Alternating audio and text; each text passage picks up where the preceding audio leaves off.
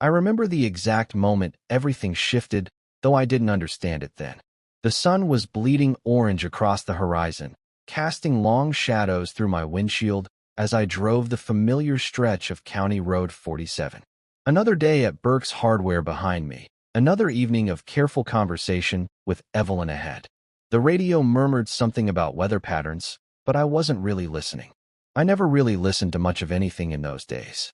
My hands gripped the steering wheel with the same steady pressure I used for everything else in my life.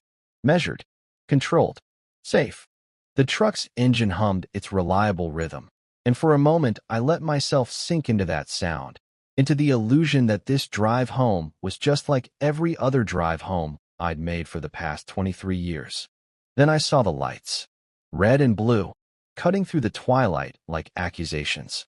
My stomach dropped, not because I'd done anything wrong, but because something in me recognized those lights before my mind could catch up. I slowed, pulled toward the gravel shoulder, and watched in my rearview mirror as the cruiser settled behind me with deliberate precision. The engine died under my hands, leaving only the tick of cooling metal and the distant call of evening birds. I sat there, heart hammering against my ribs for reasons I couldn't name. Through the side mirror, I watched the driver's door open and a tall figure emerge. Even in silhouette, even after all these years, I knew that walk. The measured steps, the way he carried his shoulders, the slight hesitation before he reached my window. Jonah Whitaker, sheriff now, though in my mind he would always be the boy who used to skip stones across Miller's Pond while I counted the ripples. The boy who left town the day after graduation and never looked back. Until now. He approached my window with the slow confidence of someone who wore authority like a second skin, but when I rolled the glass down and met his eyes, I saw something flicker there. Recognition, memory, maybe regret. "Step out of the truck," he said, his voice lower than I remembered, roughened by years and whatever weight he'd been carrying since he left this place. I obeyed without question, though my legs felt unsteady beneath me. The evening air was warm against my skin, thick with the smell of honeysuckle and approaching rain. We stood there for a moment, two men in their 40s pretending this was just a routine traffic stop, pretending we didn't know each other's secrets. "Get in," he said, nodding toward the cruiser. I should have asked why. Should have demanded to know what this was about, what I'd supposedly done wrong.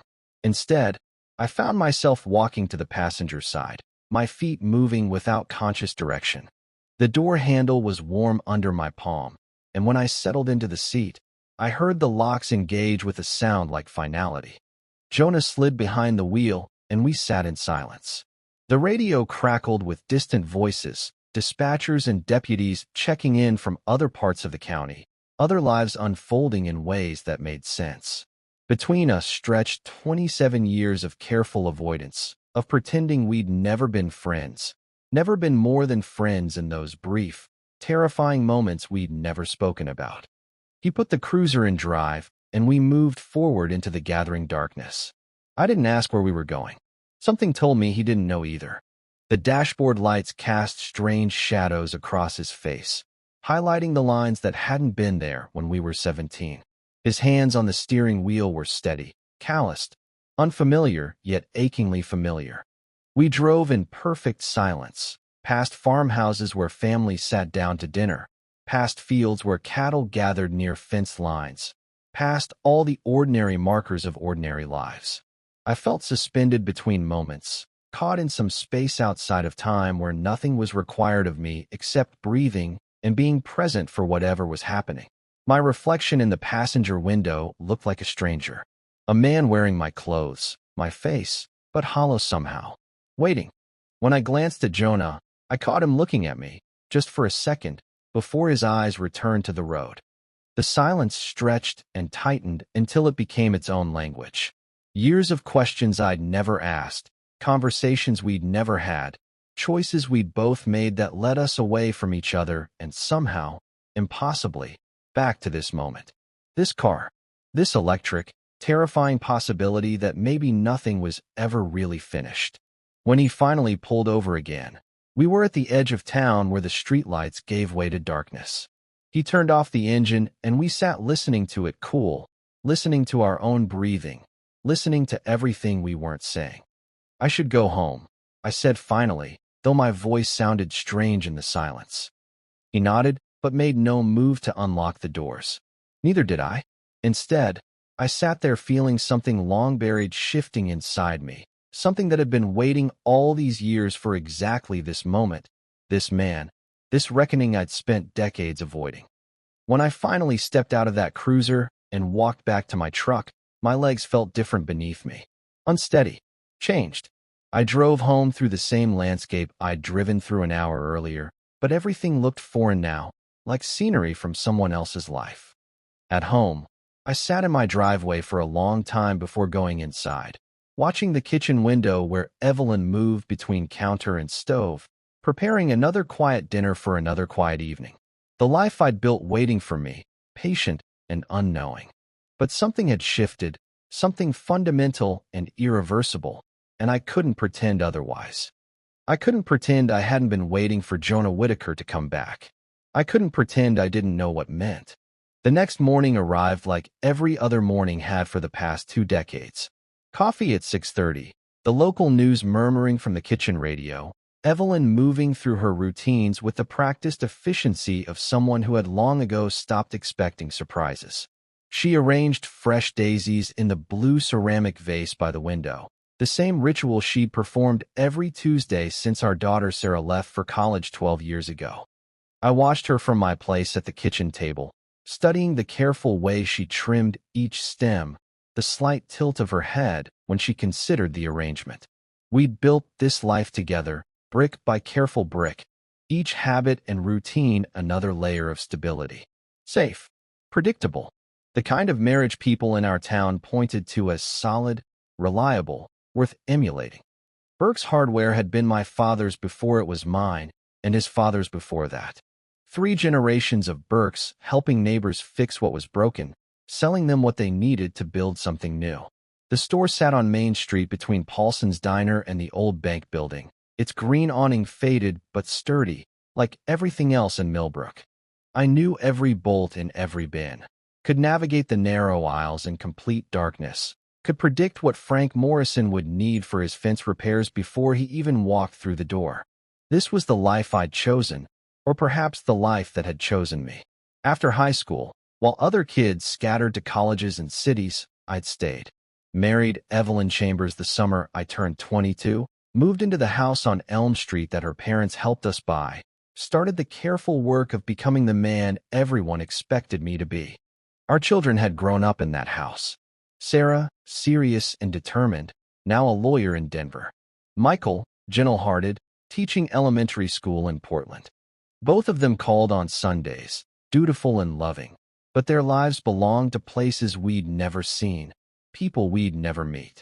The house felt too large now, too quiet, filled with the echo of conversations that had already been had, questions that had already been answered.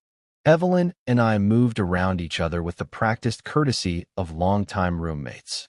She taught piano lessons in the front parlor 3 afternoons a week. I worked at the store 6 days, closing only on Sundays, when we attended First Presbyterian and afterward walked home in comfortable silence. We talked about the weather, about neighbors, about small repairs that needed attention. We didn't talk about the careful distance we maintained in our shared bed, or the way conversations died before they found their depth, or the fact that we'd stopped really seeing each other somewhere along the way. I told myself this was enough. This was what marriage looked like after 23 years. The passion of youth gave way to partnership, romance evolved into routine. Most of the men I knew seemed content with similar arrangements. We were all getting older, settling into the shapes our lives had taken, accepting what we had instead of mourning what we'd lost. But some mornings, usually when the light fell just right across the kitchen table, I caught myself remembering things I'd spent years trying to forget. Summer evenings by Miller's Pond when I was 17. The weight of Jonah's shoulder against mine as we sat on the dock, our legs dangling in the dark water. The way he'd light a cigarette and pass it to me without words, the brief brush of his fingers against mine in the exchange. We'd been inseparable then, Jonah and I. Two boys who understood each other's silences, who could spend entire afternoons together without needing to fill the space with talk. He was everything I wasn't, confident where I was cautious, quick to laugh where I was serious, always ready for whatever adventure presented itself.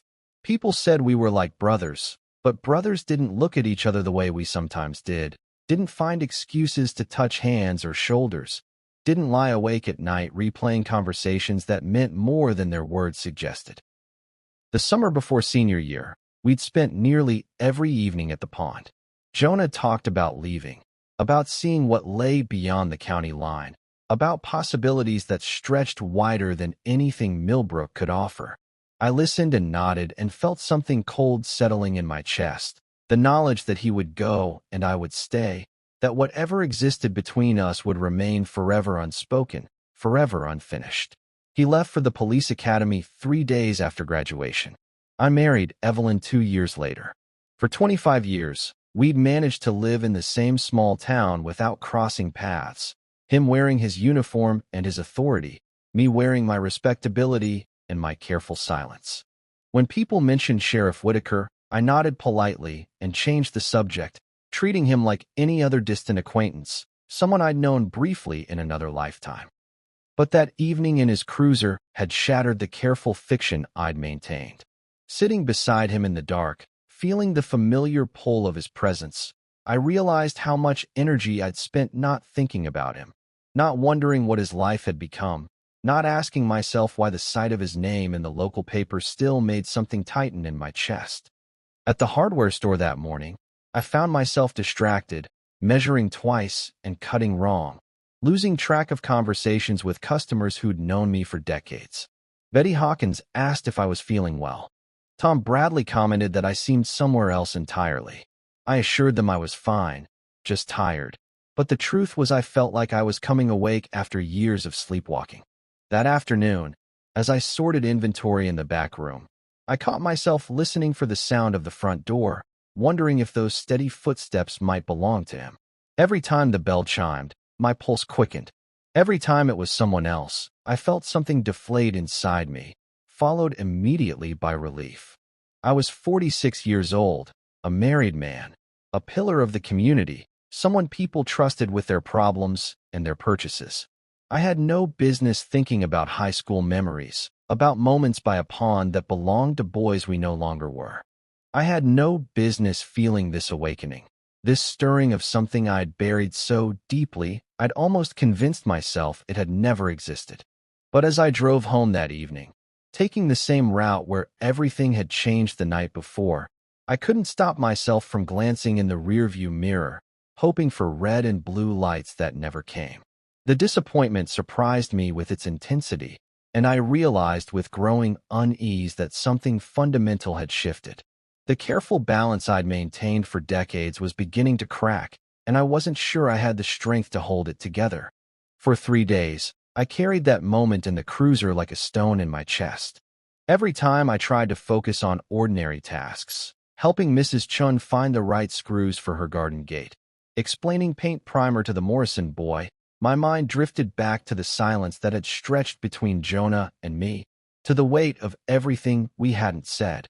I found myself taking different routes home, avoiding County Road 47 entirely, as if the stretch of asphalt itself might somehow pull me back into that suspended moment. But even driving through the center of town, past the courthouse where his office window glowed yellow in the evening light, I felt his presence like gravity, invisible but undeniable.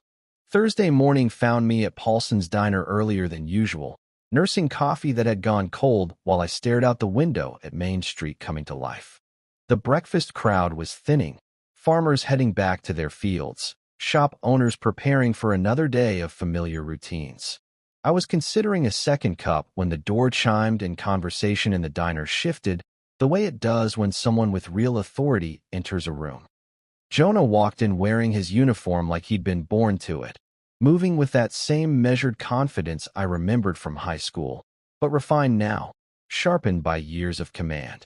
He nodded to various tables, exchanged brief words with Bob Paulson behind the counter, but I felt his awareness of me like heat radiating across the small space. When our eyes finally met, the noise of the diner seemed to fade. 25 years collapsed into nothing. He was older, lines carved deeper around his eyes, silver threading through hair that had once been as dark as mine. But something essential remained unchanged.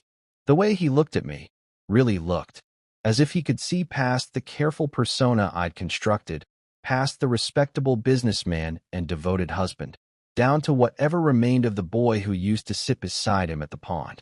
He took a seat at the counter, ordered coffee and eggs, conducted himself like any other customer starting his day. But twice I caught him glancing my way in the reflection of the window, and when I left money on my table and headed for the door, he spoke without turning around. "Have a good day, Nathaniel." The sound of my name in his voice followed me all the way to the hardware store. 2 days later, I was restocking paint cans in the back aisle when I heard the front door chime.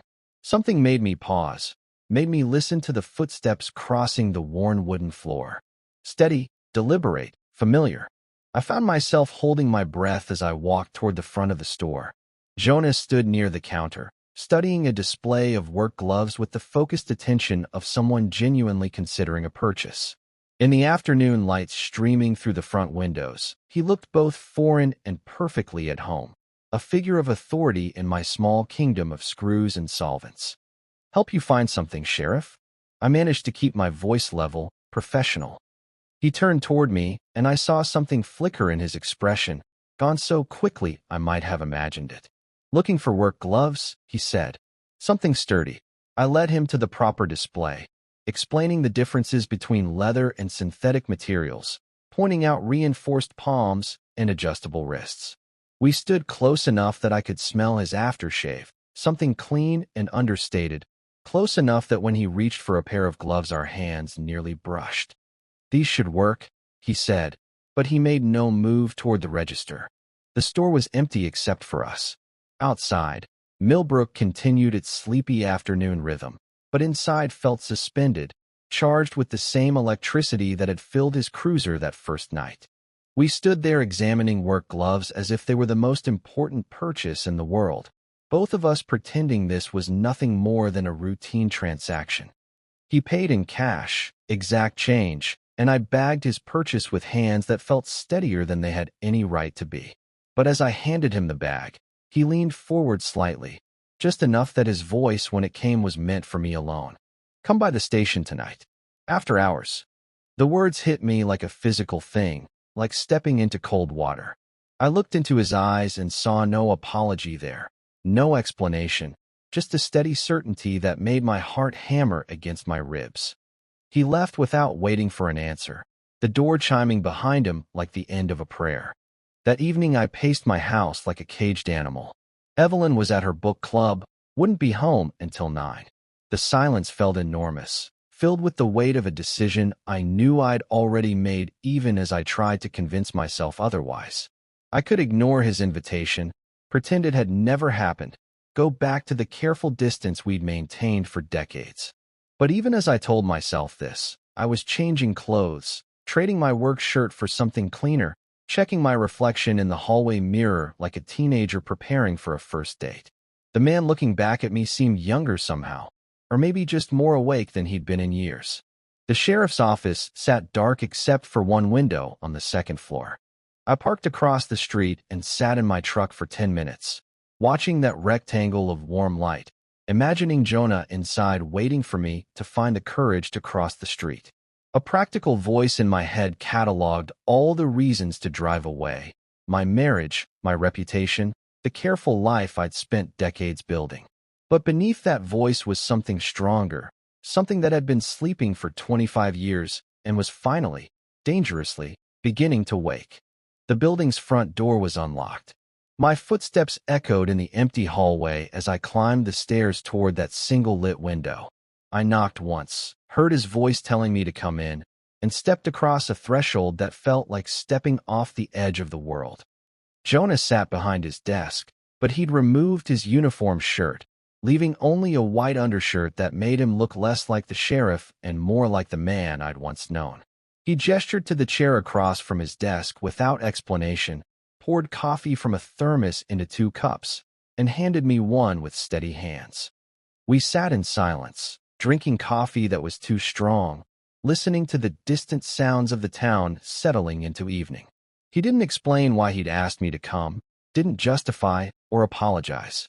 He simply waited, with the same patience he'd shown that night in his cruiser, as if he understood that some things couldn't be rushed, couldn't be forced into words before they were ready.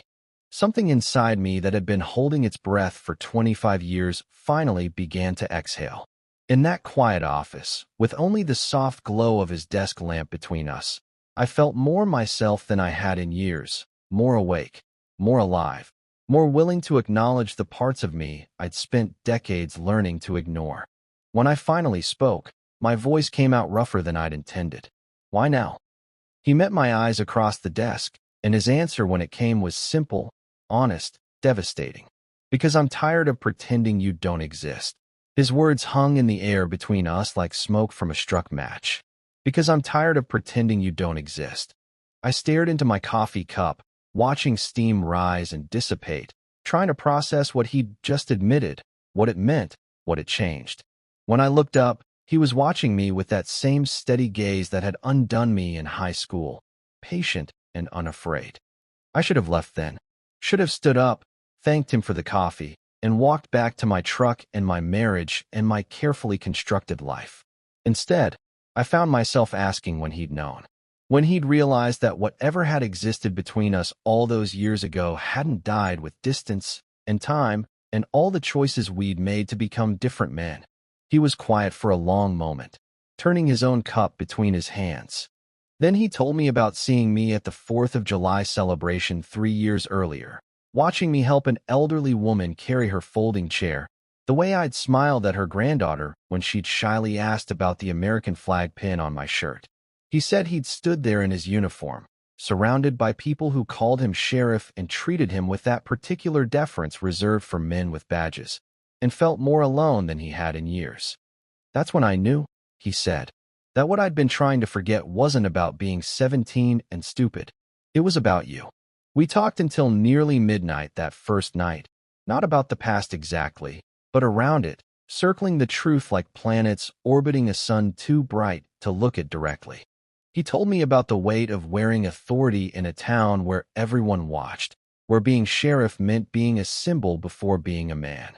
I told him about the strange hollowness of having everything you're supposed to want and feeling like you're living someone else's life.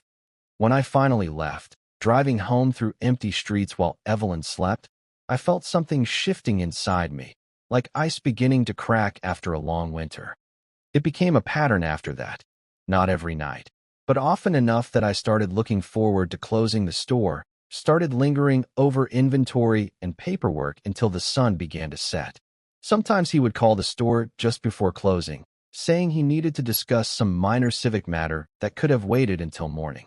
Sometimes I would find myself driving past the station, not stopping but checking to see if his cruiser was there, if that upstairs window was lit. Our meetings had no formal schedule, no predetermined agenda. Sometimes we would sit in his office, talking in half-confessions about loneliness and duty and the peculiar burden of being public men with private hungers. Other times he would suggest a drive, and we would take his cruiser down back roads I hadn't traveled since I was young, past abandoned farmhouses and fields gone to seed, letting the darkness and the engine's hum fill the space between us. Those drives became sacred to me. Sitting beside him in the dark, watching his hands on the steering wheel, listening to the radio crackle with distant voices from the dispatcher. We rarely talked during those rides, but the silence felt alive, charged with everything we weren't saying. Sometimes he would glance at me, just for a moment, and I would feel something electric pass between us, something that made my breath catch and my pulse quicken. I began to change in ways both subtle and profound. At the store, I caught myself humming while I worked, paying more attention to my appearance, wearing shirts that fit better, taking time to really listen when customers told me about their projects and problems. Mrs. Patterson commented that I seemed lighter somehow, more present. Frank Morrison said I looked younger, asked if Evelyn had been feeding me something special. The truth was I felt younger, or maybe just more alive than I had in years. I started dreaming again, not just the brief, Forgettable fragments that came with restless sleep, but real dreams, vivid and strange and full of possibility. Dreams where I was 17 again, sitting by Miller's Pond with Jonah. But we were also ourselves as we were now, older and weathered, but somehow freer, unafraid of what we wanted or what it meant. At home, the changes were harder to hide. I found myself distracted during dinner, responding to Evelyn's gentle questions about my day with vague answers that satisfied neither of us. I would catch her watching me sometimes, a small frown creasing her forehead, as if she was trying to solve a puzzle she couldn't quite identify. "Are you feeling all right?" she asked one evening as we cleared the dinner dishes. "You seem different lately." "Different how?" I asked, though I knew exactly what she meant.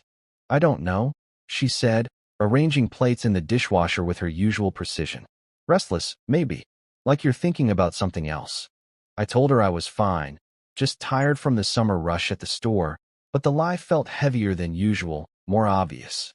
She nodded and didn't press, but I could see the questions in her eyes, the gentle concern of someone who had loved me for more than 20 years and knew when something fundamental had shifted.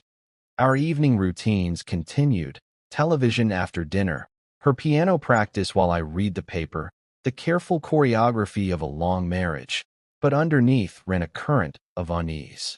She would start conversations that died before they found their depth. I would catch myself staring out windows, my attention somewhere else entirely. The space between us and our shared bed seemed to grow wider each night, an ocean of careful distance neither of us acknowledged. 3 weeks after that first meeting in his office, Jonah called just as I was locking up the store. "Official business," he said, something about the town council's request for new safety equipment. Could I stay a few minutes to discuss it? I waited in the darkened store, watching Main Street empty as businesses closed and people headed home to their families. When he arrived, he was out of uniform, wearing jeans and a simple button-down shirt that made him look less like the sheriff and more like the man I remembered. We talked about the safety equipment for exactly 5 minutes before the conversation drifted elsewhere, to his brother's recent visit from Kansas City, to my concerns about the store's aging plumbing, to anything that would justify him being there. Finally, he suggested we take a drive to clear our heads. We took his personal truck this time, not the cruiser, heading out toward the old Miller property where we'd spent so many evenings as teenagers. The road was darker than I remembered, overgrown with summer vegetation that brushed against the windows as we passed. He parked where the old dock used to be, before the property changed hands and the new owners tore it down. We sat looking out at the water, black as glass under the quarter moon, listening to crickets and the distant sound of traffic on the main highway. "I used to think about this place," he said without looking at me. "When I was stationed in other counties, other states. I'd be sitting in some squad car in some city I didn't know, and I'd remember sitting here with you, and it felt like the only real thing I'd ever had." The words hit me like a physical blow, not because they were unexpected, but because they matched something I'd never allowed myself to acknowledge. I turned to look at him, this man who had once been a boy who'd known all my secrets, who was now wearing his own carefully constructed life, but somehow still carried the memory of us, of what we'd been before we learned to be afraid. "We should go back," I said, but I made no move toward the door. He nodded, but didn't start the engine. Instead, he turned slightly in his seat, facing me more fully, and the space between us suddenly felt charged, dangerous, full of possibility. "Nathaniel," he said, and the way he spoke my name was like a question and an answer all at once. When he reached across the space between us, his hand settling gently over mine where it rested on my knee, the contact was electric, terrifying, irrevocable. 25 years of careful distance collapsed in an instant. His hand was warm, calloused from work, achingly familiar despite the decades. I looked down at our joined hands and felt something inside me that had been holding its breath finally, dangerously, begin to exhale. We sat like that for what felt like hours, but was probably only minutes, connected by that simple touch that meant everything and nothing, that changed everything and changed nothing. Finally, he pulled his hand away and started the engine, and we drove back toward town in silence that felt different than before, heavier with acknowledgement.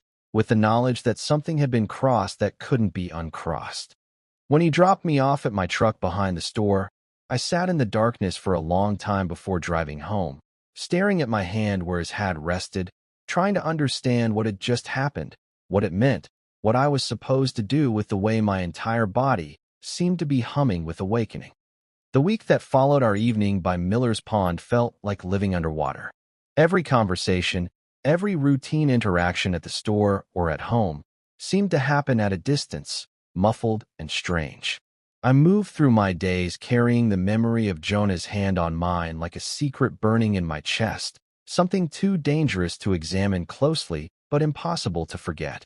I found myself touching that same spot on my knee at odd moments, while counting inventory, while listening to customers describe their weekend projects, while lying in bed beside Evelyn as she slept.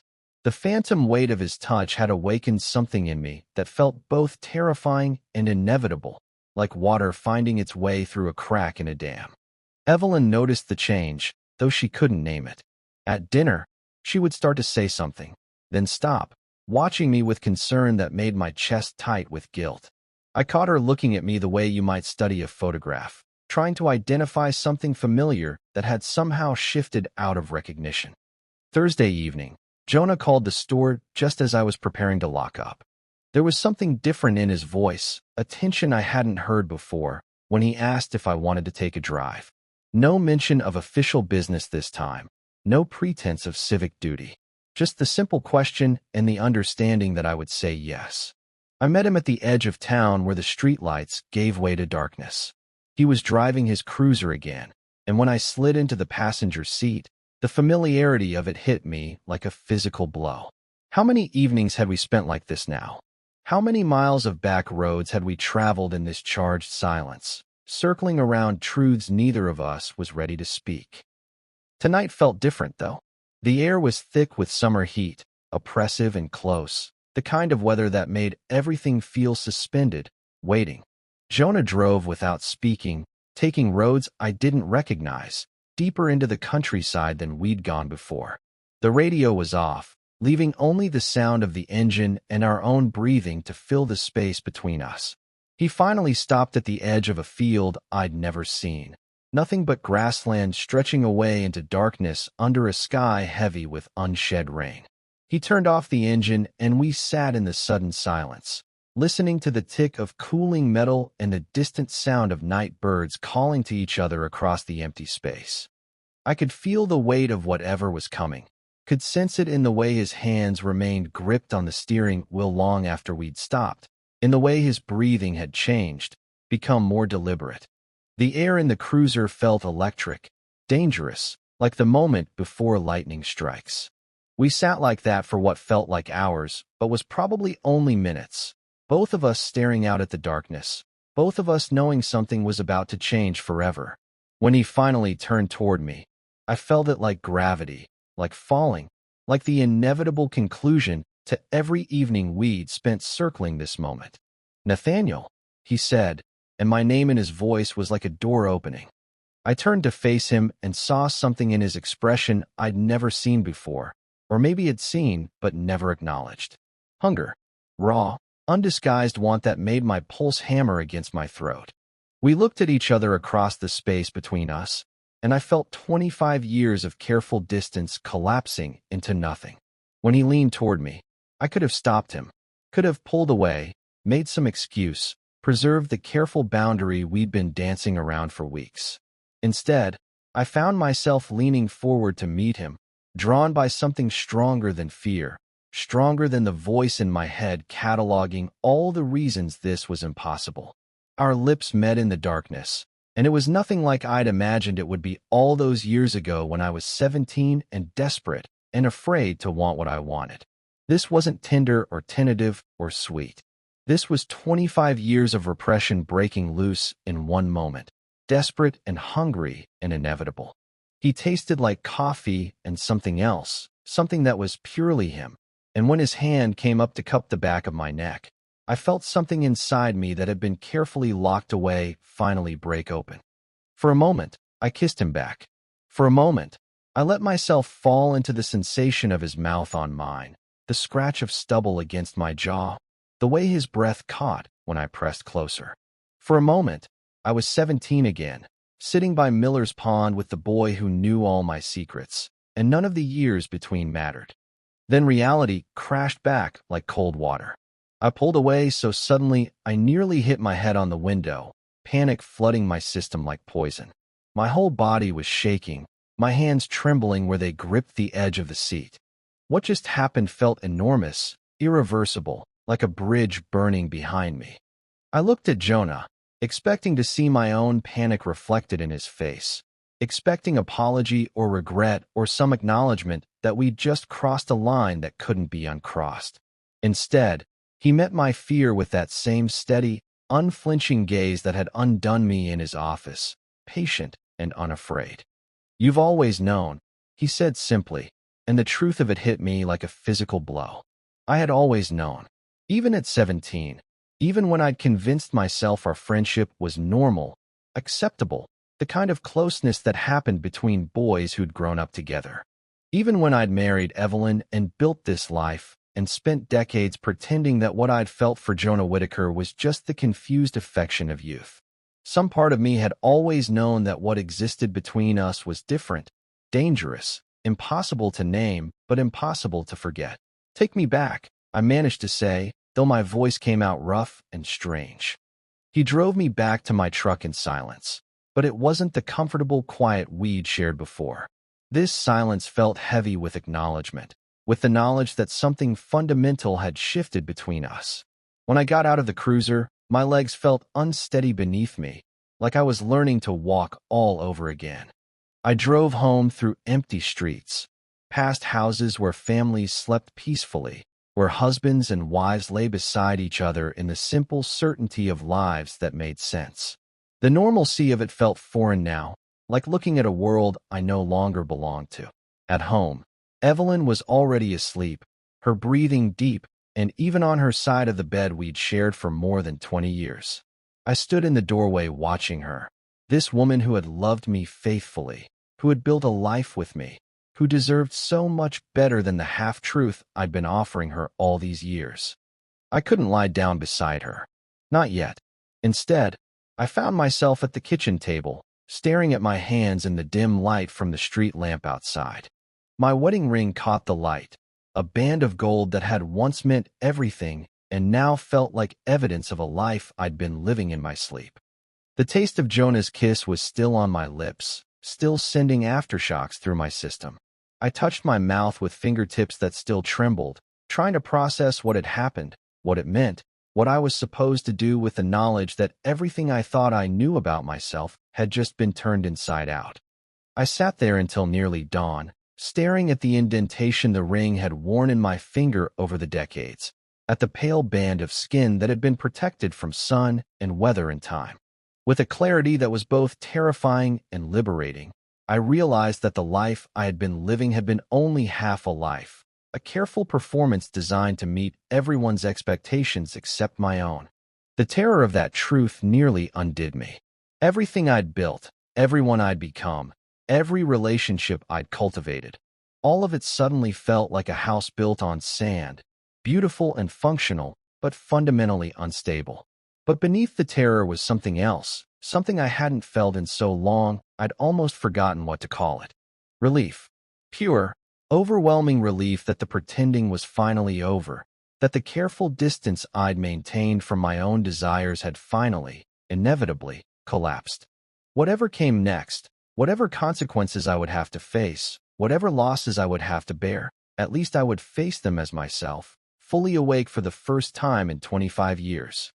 When the sun finally began to rise, painting the kitchen in soft gold light, I was still sitting at that table, still wearing my wedding ring, still married to a woman who deserved the truth I wasn't sure I was brave enough to tell her. But something fundamental had changed.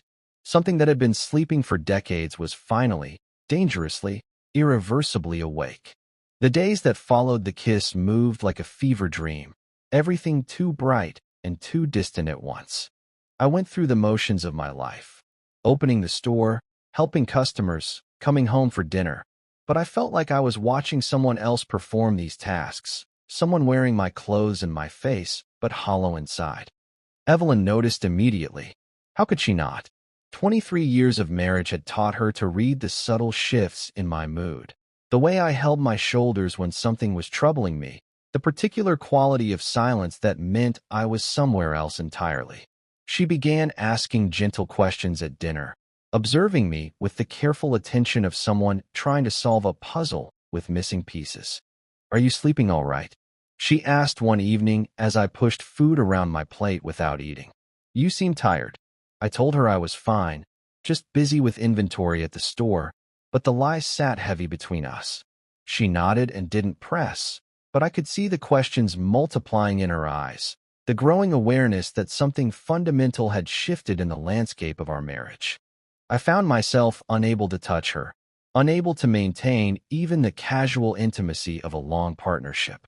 When she reached for my hand during our evening walk, I pulled away instinctively, then felt terrible about the hurt that flickered across her face.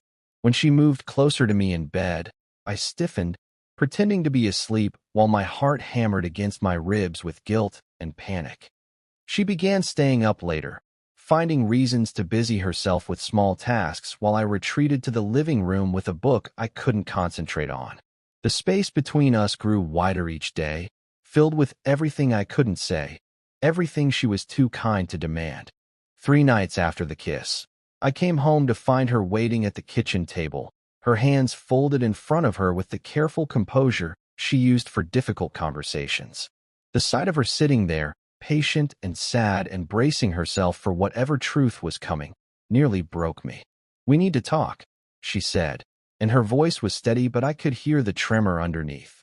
I sat across from her at the table where we'd shared thousands of meals, where we'd helped our children with homework, where we'd planned vacations and discussed household repairs and built the quiet infrastructure of a shared life. Now it felt like a gulf between us, impossible to cross. "Nathaniel," she said, and the way she spoke my name was like a prayer, like a plea. "Is there someone else?" The question hung in the air between us, simple and devastating. I looked at her face, at the woman who had loved me faithfully for more than 2 decades, who had given me children and a home and the respect of an entire community, and I couldn't find words. My silence stretched and stretched, becoming its own answer. I watched understanding dawn in her eyes, followed immediately by something that looked like relief, as if the not knowing had been worse than the truth. She didn't ask who or when or how long. She didn't demand details or explanations or apologies. She simply nodded, as if she'd suspected this moment was coming for longer than either of us wanted to acknowledge. I should have tried to explain, should have told her about the complexity of what I was feeling, about the decades of confusion and denial that had brought us to this moment. Instead, I sat there feeling hollow, gutted by her quiet dignity, by the way she absorbed this betrayal without accusation or drama. "I'm sorry," I finally managed, and the words felt both inadequate and enormous. She reached across the table and touched my hand briefly, a gesture so unexpected and kind that I nearly broke down completely. "I know you are," she said. "I know this isn't what you wanted either." We sat in silence after that, 2 people who had built a life together slowly acknowledging its end. When she finally spoke again, her voice was soft but steady. "I've known for a while that you weren't really here," she said. "I just didn't know why." The conversation that followed was quiet, civilized, heartbreaking in its gentleness. We talked about practical things, the house, the children, how to handle the inevitable questions from friends and neighbors. We didn't talk about the deeper wounds, the years of half-truths and careful distance, the way we both settled for a marriage that was safe, but not entirely real. When I finally left the house that night, driving through empty streets with no particular destination in mind, I felt both liberated and destroyed. The weight of deception had been lifted, but in its place was the crushing knowledge of what my choices would cost. Not just me, but everyone who had trusted me to be the man they thought I was. I found myself driving toward the outskirts of town, toward the small house where Jonah lived alone, a modest place that somehow seemed more like home than anywhere I'd been in years. I parked in his driveway and sat in the dark for a long time, trying to find the courage to walk to his door, to take the final step that would make this real. He must have heard my truck, because the porch light came on and he appeared in the doorway, wearing jeans and a t-shirt, looking younger and more vulnerable than I'd ever seen him. He didn't seem surprised to see me. Maybe he'd been expecting this moment as much as I had been dreading it. We sat on his porch steps in the darkness, listening to cicadas buzz in the oak tree that shaded his front yard. The night air was warm and close, heavy with the promise of rain that hadn't yet fallen. Neither of us spoke for a long time, but the silence felt different than it had in his cruiser or his office. This silence felt like arrival, like the end of a long journey I hadn't even realized I was taking. "Are you ready for this?" he finally asked, his voice quiet in the darkness. "For what comes next? The questions people will ask, the assumptions they'll make, the way everything changes." I thought about Evelyn's face across the kitchen table, about the kindness in her voice even as I broke her heart. I thought about my children, about what they would think when they learned their father wasn't the man they believed him to be. I thought about the store, about the neighbors who would no longer wave as readily, about the careful respect I'd spent decades building that might crumble overnight. I didn't answer his question with words. Instead, I stayed. I sat there on his porch steps, feeling the weight of my wedding ring in my pocket where I'd placed it before leaving the house, feeling the strange lightness of being exactly where I needed to be for the first time in 25 years. The choice had been made gradually, in pieces, over weeks of late-night drives and charged silences, and the slow awakening of something I'd thought was lost forever. But it crystallized in that moment, sitting beside Jonah in the darkness, not running from the truth anymore, but finally, terrifyingly, ready to live with the consequences of being myself. When he reached for my hand in the darkness, I didn't pull away. This time, I held on. Dawn came slowly, filtering through the kitchen blinds and thin golden lines that fell across the table where I sat with my wedding ring and a folded piece of paper bearing Evelyn's name. The house was quiet around me, holding its breath in that suspended moment between night and day, between the life I had lived and the one I was about to choose. I had been sitting there for hours, watching the darkness gradually give way to gray, then to this soft morning light that made everything look both familiar and strange. The kitchen where we had shared 23 years of breakfasts, where our children had eaten cereal before school, where Evelyn had arranged flowers every Tuesday without fail. It all felt like scenery from someone else's life now, beautiful but no longer mine. The letter beside my hand contained everything I couldn't say the night before, all the apologies and explanations that felt both essential and inadequate. I had tried to find words for the decades of confusion, for the way I had loved her as much as I was capable of loving anyone while living only half awake. I had tried to explain about Jonah, about the boy I had been and the man I was finally ready to become, about choices I hadn't known I was making until it was too late to unmake them. But mostly I had written about gratitude, for the life she had given me, for the children we had raised, for the way she had loved the man she thought I was with such patience and grace, for asking the right questions at the right time, even when she must have known the answers would break both our hearts. Outside, a car engine idled quietly in the driveway. Jonah waiting, as he had promised he would when I called him before sunrise. Not pushing, not demanding, just there when I was ready to take the final step into whatever came next. I picked up the ring and held it to the light, watching the gold catch fire in the morning sun. 23 years of marriage distilled into a circle of metal that had worn a permanent groove in my finger, a mark that would fade but probably never completely disappear. Like everything else about this choice, it would leave traces, evidence of the life I had lived before I found the courage to live differently. The weight of decades pressed against my chest, the expectations of an entire community, the disappointment of children who would have to reconcile the father they knew with the man I was finally admitting myself to be. The knowledge that some friendships would not survive this revelation, that Sunday mornings would be different, that the careful respect I had built over decades might crumble overnight. But beneath all of that was something else, something I had almost forgotten existed. Hope. Fragile and terrifying, but real. The possibility of waking up each morning as myself, of loving without reservation, of being seen and known and chosen for who I actually was rather than who I had learned to pretend to be. I set the ring on the counter with a soft click that seemed to echo in the silent kitchen. The sound of finality, of doors closing and others opening, of a choice that could not be taken back. Standing felt like rising from deep water, like learning to breathe again after holding my breath for 25 years. My reflection in the kitchen window showed a man I was still learning to recognize, older than the boy who had sat by Miller's Pond all those summers ago, but carrying something of that same uncertainty, that same fragile hope for a future that remained unwritten. At the back door, I paused with my hand on the knob, looking back at the life I was leaving. The empty coffee cup on the counter where Evelyn would find my letter. The morning light falling across the table where we had planned vacations and discussed household repairs and built the quiet infrastructure of a shared life that was ending not with anger or drama, but with this careful, heartbreaking gentleness. I thought about waking her, about trying once more to explain or apologize or somehow make this easier for both of us. But some endings were too large for words, too complex for explanation. Some choices could only be lived, not justified. The morning air was cool against my skin as I stepped outside, carrying nothing but the clothes I wore and the knowledge that I was finally, terrifyingly, completely awake. Behind me, the house settled into its new emptiness.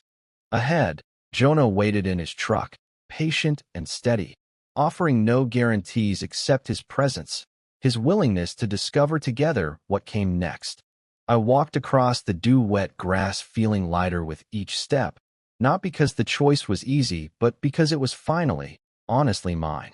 When I reached the truck and looked back at the house one last time, I saw myself as I had been for decades, careful, responsible, half alive, and felt something that might have been grief but felt more like gratitude. The door handle was warm under my palm. Inside the truck, Jonah met my eyes in the rearview mirror, asking nothing, offering everything.